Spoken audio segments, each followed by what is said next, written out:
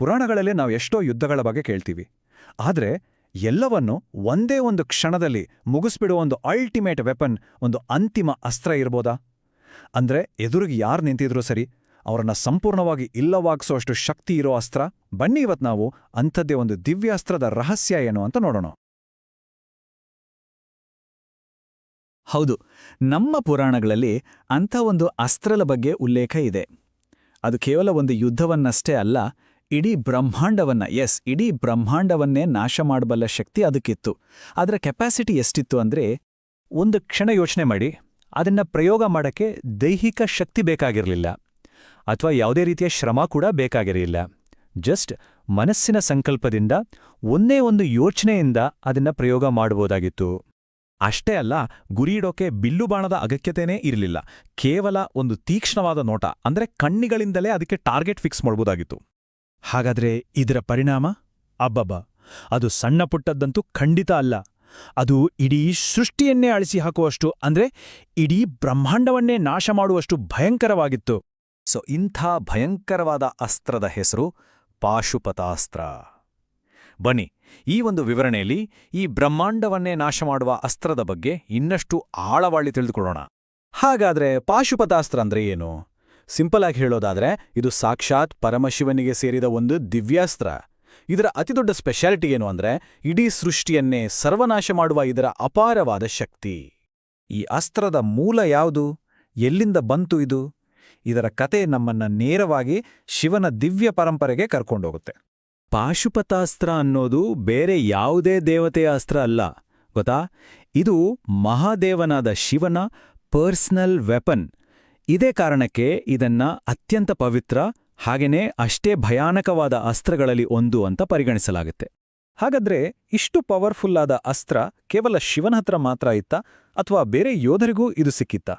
ಪುರಾಣಗಳ ಪ್ರಕಾರ ಈ ಅಸ್ತ್ರವನ್ನ ಪಡೆದವರ ಲಿಸ್ಟ್ ತುಂಬಾನೇ ಇಂಟ್ರೆಸ್ಟಿಂಗ್ ಆಗಿದೆ.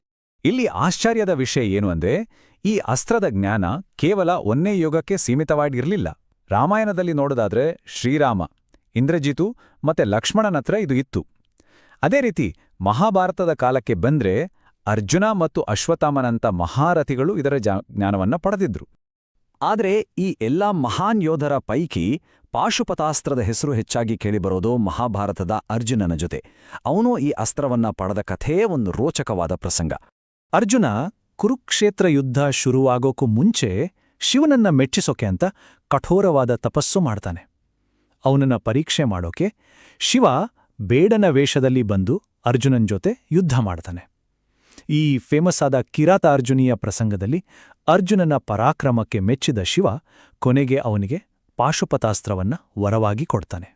ಆದರೆ ಇಂಥ ಅಪಾರ ಶಕ್ತಿಗೆ ಒಂದು ಬೆಲೆ ತೆರಲೇಬೇಕಲ್ವಾ?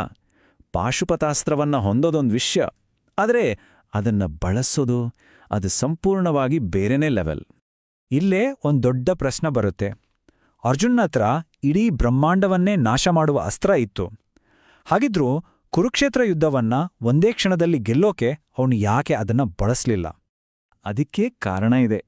ಪಾಶುಪತಾಸ್ತ್ರವನ್ನ ಮನಸ್ಸಿಗೆ ಬಂದ ಹಾಗೆಲ್ಲ ಬಳಸೋ ಹಾಗಿರಲಿಲ್ಲ, ಅದನ್ನು ಸಾಮಾನ್ಯ ಸೈನಿಕರ ಮೇಲೆ ಪ್ರಯೋಗ ಮಾಡೋ ಹಾಗಿರಲಿಲ್ಲ.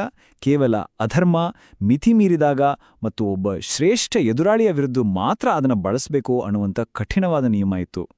ಇದರ ಹಿಂದಿದ್ದ ವಾರ್ನಿಂಗ್ ತುಂಬಾನೇ ಸೀರಿಯಸ್ ಆಗಿತ್ತು. ಗ್ರಂಥಗಳ ಪ್ರಕಾರ ಅಯೋಗ್ಯನಾದ ಅಥವಾ ಅಹಂಕಾರಿಯಾದ ವ್ಯಕ್ತಿ ಏನಾದ್ರೂ ಇದನ್ನ ಪ್ರಯೋಗಿಸ್ಬಿಟ್ರೆ ಅದು ಕಂಟ್ರೋಲ್ ತಪ್ಪಿ ಇಡೀ ಸೃಷ್ಟಿಯನ್ನೇ ನಾಶ ಮಾಡಿಬಿಡೋ ಅಪಾಯ ಇತ್ತು. ಅಂದ್ರೆ ಇದು ಕೇವಲ ಒಂದು ಅಸ್ತ್ರ ಆಗಿರಲಿಲ್ಲ, ಅದೊಂದು ದೊಡ್ಡ ಜವಾಬ್ದಾರಿ ಕೂಡ ಆಗಿತ್ತು. ಹಾಗಾದ್ರೆ ಈ ಪಾಶುಪತಾಸ್ತ್ರದ ಕಥೆಯಿಂದ ನಾವು ಕಲಿಬೇಕಾದ ಪಾಠವಾದ್ರೂ ಏನು? ಬಹುಶಃ ಅಂತಿಮ ಶಕ್ತಿಯನ್ನ ಹೊಂದೋದು ನಿಜವಾದ ಪವರ್ ಅಲ್ವೇನೋ, ಬದಲಾಗಿ ಆ ಶಕ್ತಿಯನ್ನ ಬಳಸದೇ ಇರುವಂಥ ಸಂಯಮ ಮತ್ತೆ ವಿವೇಕವನ್ನ ಹೊಂದೋದೇ ಬಹುಶಃ ಅದೇ ಅತಿದೊಡ್ಡ ಶಕ್ತಿ ಅನ್ಸುತ್ತೆ ಅಲ್ವಾ?